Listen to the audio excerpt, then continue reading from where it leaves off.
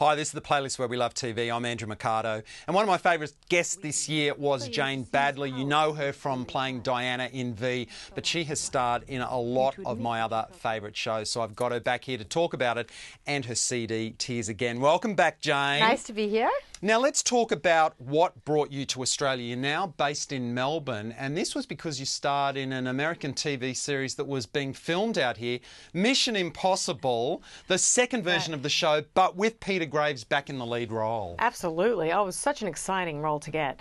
Actually, originally there was an Australian cast in my role, and she actually didn't work out. Yeah. So that was a bit of a controversy, that whole thing. But that was shocking because they actually killed one of the MI members, and I remember at the time it was kind of, they couldn't believe that someone actually died, and then you came in to replace her. And they didn't tell her, and I was here. It was terrible.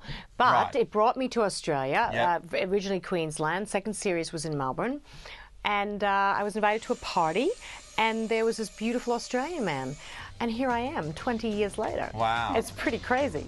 Mission Impossible moved from Queensland to Melbourne because Queensland was too tropical, and all the stories were about the Russians and the communists and behind the Iron Curtain. And then, of course, the actual Berlin Wall did come down, so that was kind of the end of the show. Gosh, you're right, it was. It's sad, isn't it? That last gasp of the Reds under the bed, eh? I don't have very good luck. I wish it had gone on. It was so much fun. Before that, you did star in one of my favourite nighttime soaps, Falcon Crest. Right. Playing Richard Channing's evil nanny. True evil. Nanny with an agenda. Why am I always evil? What is that?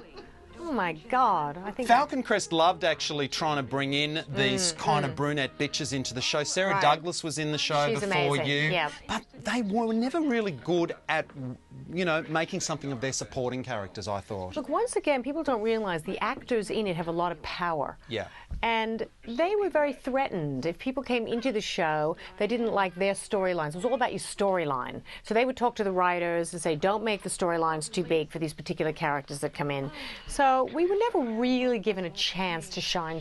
Yeah. Which I think is a detriment to the show in the end. Well, I mean, it's kind of not. It's common knowledge now that Jane Wyman, who played Angela Channing, at the time her ex-husband Ronald Reagan was in the White House. Yeah, so she had to be careful. She kind of ruled that set with an iron fist. She got rid of Lana Turner when she didn't like the competition there. Boy, did she rule that set with an iron fist. You should have seen her.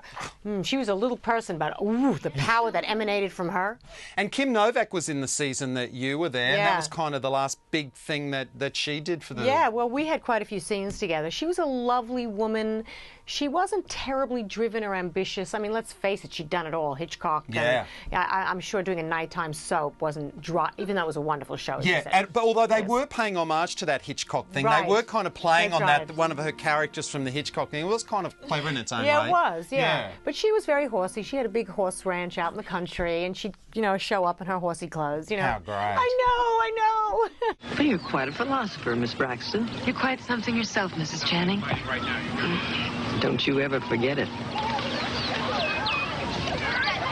Was your first ever TV role One Life to Live, which was a New York-based soap, daytime soap? That was my very first, and although I was a theatre major at Northwestern University, which is in Chicago, I had never done television. So your first theatre, it's so scary. And thank God I played a schizophrenic who was in and out of mental institutions because I felt a bit like that. I was always on edge, nervous, and it was kind of a great first role. One Life to Live, about to finish after 43 years on air. That's sad. It's sad to see these once huge shows just dwindling down to nothing. I know, endings. I don't like them. Yeah. Another soap you did, The Doctors, which we never ever saw here in Australia, but you played opposite a young Alec Baldwin. I did, and I was a young Jane Badler.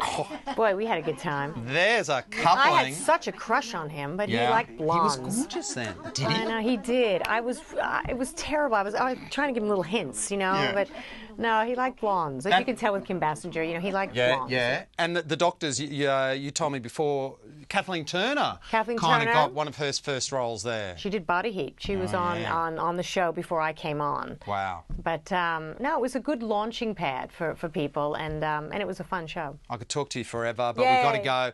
The CD, Tears Again, will make great summertime listening. And check out our website, theplaylist.com.au. Thanks a lot.